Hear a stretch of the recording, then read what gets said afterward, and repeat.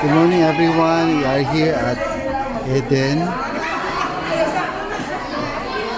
And then together with my fellow teachers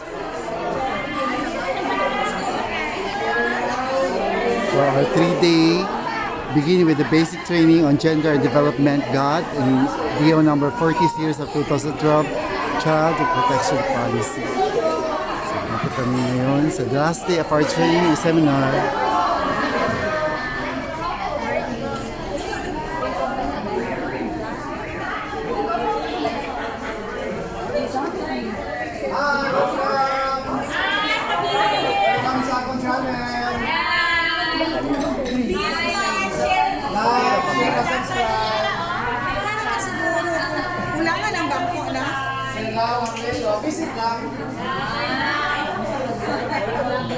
So, malaki ang venue, medyo malamig ngayon, maganda.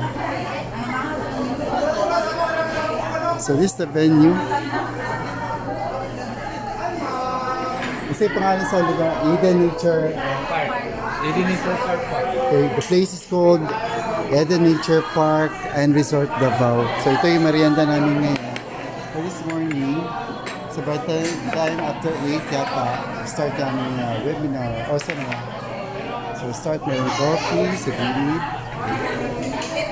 So ito yung stock ng Eden Nature Park and Resort.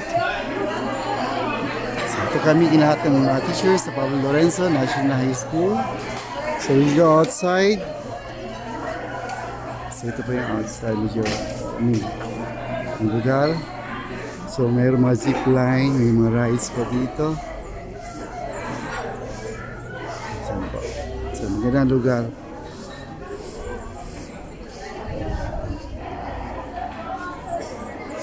So malamig ang lugar. Maganda. So talking about the rides, tingnan natin magkano yung mga rides natin dito. So dito tayo babayad. There's a Skyrider zipline, Sky Cycle, Skyrider combined with Sky Cycle. There's Sky Swing, may tandem, may horseback riding. So ito mabayaran natin 150 per Skyrider, Sky Cycle 200.